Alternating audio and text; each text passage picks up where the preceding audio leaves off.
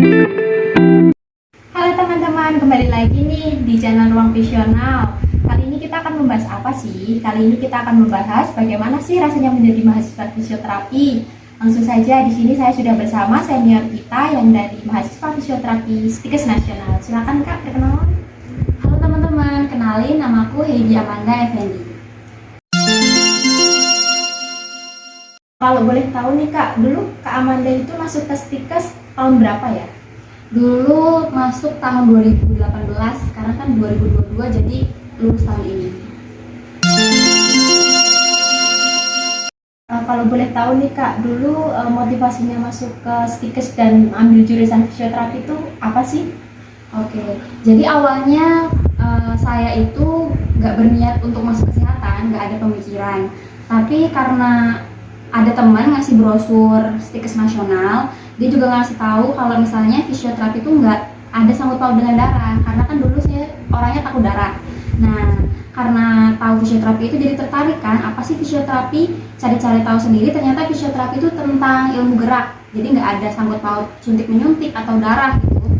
Karena tahu itu, jadi pengen aja masuk ke fisioterapi karena ilmunya bisa bermanfaat juga buat keluarga kita kan. Terus juga bisa untuk stroke, OA seperti itu, penyakit-penyakit orang tua. Jadi emang niatnya ilmu bisa dikasih ke orang tua atau keluarga gitu. Jadi ilmu fisioterapi itu ilmu yang bermanfaat nantinya bisa buat keluarga sendiri, gitu ya Kak, juga bermanfaat untuk membantu orang lain. Iya betul.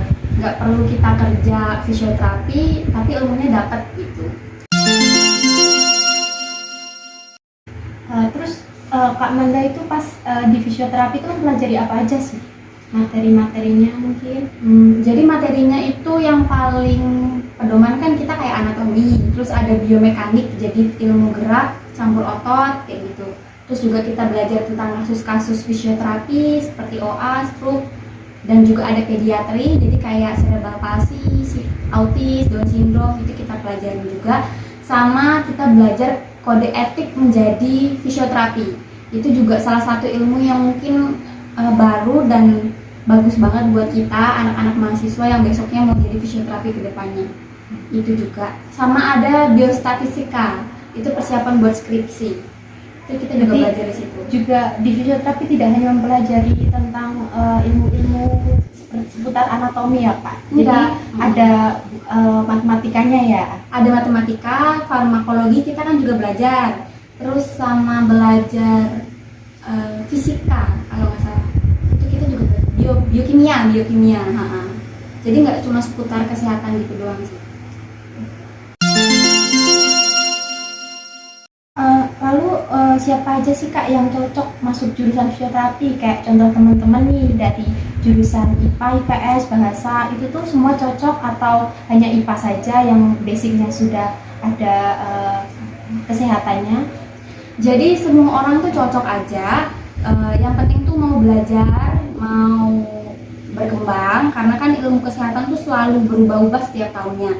Terus juga fisioterapi itu yang penting kita mau memahami, karena awalnya sih kan kita pusing tuh tahu anatomi, tapi ternyata kalau kita mau memahami anatomi gimana, kasus ini gimana tuh nanti bisa tahu sendiri.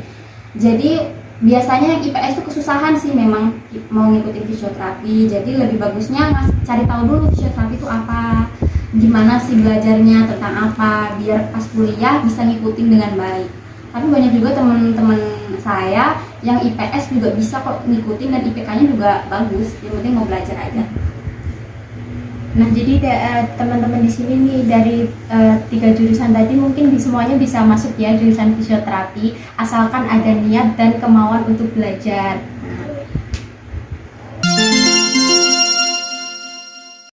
Terus fisioterapi ini seperti apa yang Mbak pikirkan dulu nggak sih sebelum masuk fisioterapi gitu? Jadi memang malah lebih dari ekspektasi. Awalnya sih mikirnya kayak cuma belajar kesehatan, cuman datang ke pasien, ternyata enggak. Apalagi setelah tahu anatomi, biomekanik, terus kita tahu asesmen. Yang paling keren tuh asesmen, karena awalnya kiranya susah, ternyata pas udah tahu asesmen, udah ke pasien tuh kita malah lebih suka lagi, lebih pengen ngulik-ngulik lagi gitu. Sebenarnya asik sih fisioterapi, ditambah lagi dengan lingkungan, dosen dan teman-teman yang ngedukung, itu lebih di luar ekspektasi lagi.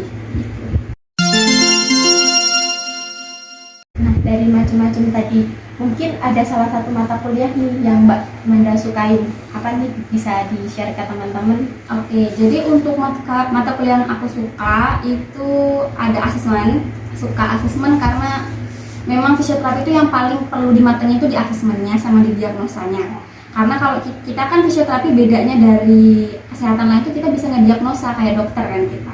Tapi di bawahnya, tapi kita bisa punya diagnosa sendiri. Makanya itu perlu banget kita mendalami di asesmen dan diagnosa itu tadi. Kan ada ya makulnya. Terus yang disuka juga itu ada mungkin anatomi suka karena hal baru, jadi tertarik aja buat cari tahu. Terus juga ada fisioterapi pediatri. Jadi fisioterapi pediatri itu keilmuan fisioterapi yang berfokus pada kasus pediatri. Jadi lebih suka di mata kuliah itu sih. Nah, tadi kan yang paling disuka nih Kak. Nah, kalau semisal menurut Kakak materi perkuliahan mata kuliah di fisioterapi yang paling susah menurut Kakak itu? Yang paling susah itu nanti ada keterampilan dasar praktik klinik KDPK. Itu susah karena kita terjun langsung ke pasien dan belajarnya tuh tentang kasus-kasus. Jadi kan nanti kan itu di semester akhir ya, tapi semester awal kan kita jarang tuh, Mbak Mana kan online, jadi jarang langsung ke pasien, belajarnya tuh nggak bisa langsung mendalami. Pas masuk KDPK itu kesusahan karena kan beda gitu loh, praktikum sama selama ini belajar beda, jadi itu adaptasinya susah. Terus yang susah itu biostatistik karena basicnya aku nggak bisa MTK, jadi masuk ke biostatistik itu rasanya kayak males banget. Sakit ya Kak? Iya, karena buat skripsi pun juga rada susahnya di biostatistik kalau saya. Karena berhitung ya. Sama rumus-rumus rumit gitu. Nah, terus susah apa namanya? Susah seneng Mbak Manda nih saat kuliah di jurusan fisioterapi itu apa aja nih? Kalau teman-teman boleh tahu. Oke, jadi kalau kita susah dulu aja kali ya. Nah, kalau susahnya itu di semester awal susah itu buat bagi waktu, karena semester awal pasti kita ngejar banget yang namanya aktif ya, ikut organisasi. Jadi sempat sih Mbak Manda dalam 1 tahun tuh ngikut 3 organisasi dan keteteran cara bagi waktu. Makanya besok yang mau kuliah jangan terlalu maruk lah gitu. Terus yang semester pertengahan itu kan semester dimana kita udah mulai jenuh sama kuliah. Nah jadi sempat Mbak Manda dimana itu capek, males banget kuliah, jadi bandel, gak ngerjain tugas, gak mau masuk, bolos gitu. Sempat juga tapi bisa ngelewatin fase itu karena nilai jelek, jadi motivasi lah gitu. Terus di semester akhir momok semua mahasiswa adalah skripsi. Yang bikin susah adalah skripsi karena Mbak Manda dulu skripsinya sempat ngulang karena penelitiannya ada masalah sama dosen, tapi karena support teman-teman, pasangan, orang tua, jadi bisa jalan sampai sekarang, bisa lulus gini.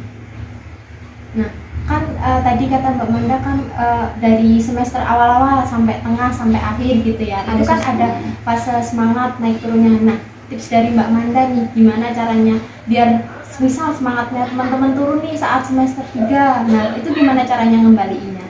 Oke. Jadi ngembaliinnya itu sesuai kalian. Biasanya kalian suka, kalau Mbak Manda sih support sistemnya itu adalah nonton anime kayak gitu. Itu jadi kita bisa nyisihin waktu, nggak cuman belajar budrek sendiri galau. Kalian juga butuh apa namanya healing ya, kalau anak zaman sekarang butuh healingnya bisa sama teman-teman nge-cafe, it's okay, kalian nggak salah karena kan itu haknya kalian, jadi bisa kok healing, jalan-jalan. Terus kalau misalnya kalian capek istirahat, nggak usah kuliah pun nggak apa-apa karena nanti di fisioterapi kalau di prodi kita tuh ada maksimal nggak masuk ya. Nah itu dimanfaatin nggak apa-apa, yang penting waktunya jangan pas ujian atau emang pas waktu-waktu materinya bagus buat kalian gitu. Healing ya. Jadi buat teman-teman nih, jadi kalau buat kuliah itu jangan terlalu monoton ya, isinya hanya belajar. Mungkin dari Kak Manda tadi tipsnya bisa sedikit ada healing sama teman-teman ataupun yang punya pasangan nih bisa. Terus gimana nih cara belajar Mbak Manda selama kuliah di fisioterapi?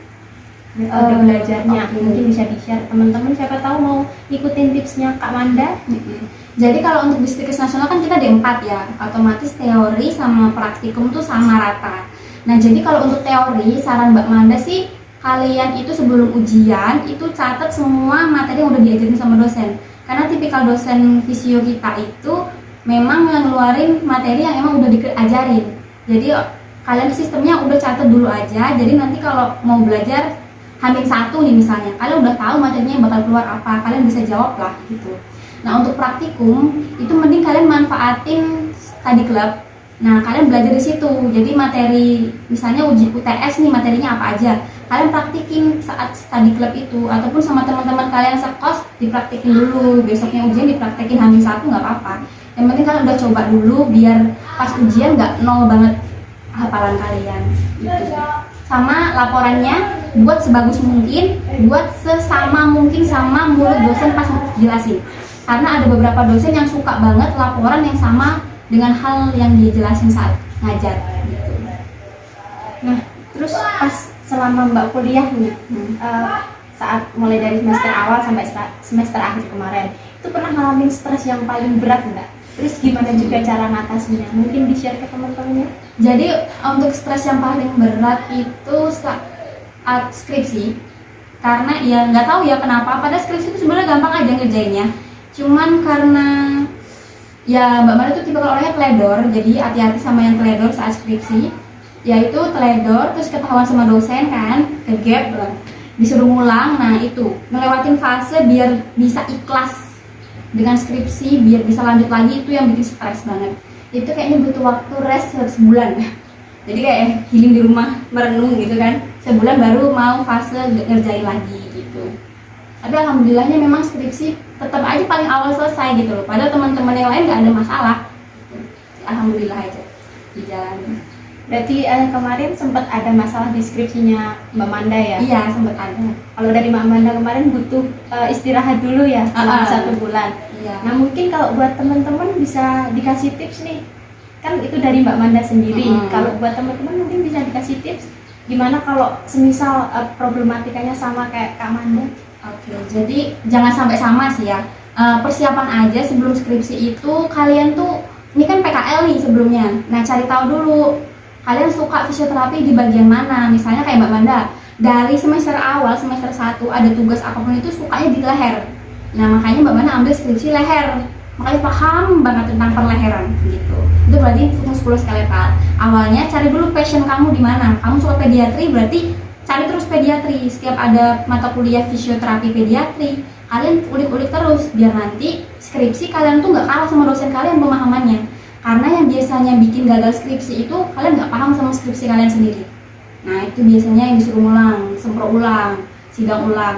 Jadi lebih bagus tuh passion kalian. Jangan cuma teman kebanyakan muskuloskeletal, teman kebanyakan sport kalian ikut, jangan. Tetap sama diri kalian sendiri. Karena nanti susahnya di kalian. Teman Mbak Manda soalnya banyak yang ikut teman doang, ikut pediatri, padahal dia nggak di passion situ, terus dia suruh ulang. Makanya dia lulusnya susah banget. Tapi alhamdulillahnya bisa lulus tuh orangnya. Gitu. Terus jadi tetap ngikutin jati diri kalian, sama jangan males, karena nanti space kita ngerjain skripsi itu panjang banget. Jadi sisihilah sambil minum es, sambil minum boba, sambil ngobrol sama temen tuh tetap pikirin skripsi, jangan nggak dipikirin sama sekali, tetap usaha gitu. Tinanya itu sih. Itu teman-teman tipsnya dari Kak Manda nih. Tipsnya sangat bermanfaat sekali ya pastinya buat teman-teman yang nantinya akan skripsi ke depannya. Nah, mungkin bisa dibagi kesan dan pesannya nih dari Kak Manda untuk teman-teman di rumah yang lagi nonton. Oke, jadi untuk yang lagi nonton nih, misalnya kalian baru mau masuk fisioterapi, dan pesannya sih masuk aja nggak apa-apa. Kalau memang motivasi kalian masuk itu positif, jangan takut buat mulai sesuatu. Jangan takut buat ngambil tindakan sesuatu, karena fisioterapi itu emang bermanfaat banget buat semua orang. Buat dari mulai anak kecil, orang tua, olahragawan tuh bisa. Jadi ayo ikut kita gabung ke fisioterapi. Dan untuk yang lagi proses perkuliahan, kayak semester pertengahan dan semester akhir yang lagi mau nyusun skripsi, semangat terus, karena kalian dari titik ini, kalian tuh udah hebat. Jangan sampai dengan masalah kecil kalian nyerah gitu aja. Karena ingat orang tua, ingat teman-teman susah payahnya kalian bareng-bareng, tetap semangat dan selesai sampai akhir. Dan untuk yang udah lulus kayak saya, jangan menyerah, jangan pesimis karena fisioterapi itu peluang kerjanya gede. Tetap semangat, tetap cari-cari, tetap aja masukin semua lamaran kerja karena kita fisioterapi pasti bisa sukses kok, sama seperti tenaga kesehatan yang lain. Itu aja. Makasih ya Kak atas waktunya untuk kesan-pesannya juga buat teman-teman di rumah yang lagi nonton nih, supaya bisa tertarik lagi ya masuk jurusan fisioterapi. Mungkin waktunya sudah cukup ya Kak, kita ngobrol-ngobrol santai dari tadi, atas tips-triknya juga berbagi ke teman-teman. Teman-teman jangan lupa like, comment, share, and subscribe channel YouTube Ruang Visional, dan jangan lupa follow juga akun Instagram kita HMPD4 Fisioterapi. Dan kalau mau kenal lebih dalam sama Kak Manda nih, boleh follow Instagramnya. Apa Kak nama Instagramnya, boleh disampaikan? @HeidiAmandaE. Nanti dicantumin ya di sini. Saya Novia dan Kak Manda pamit undur diri. Sampai ketemu di video selanjutnya. Bye bye. Dadah. Bye bye.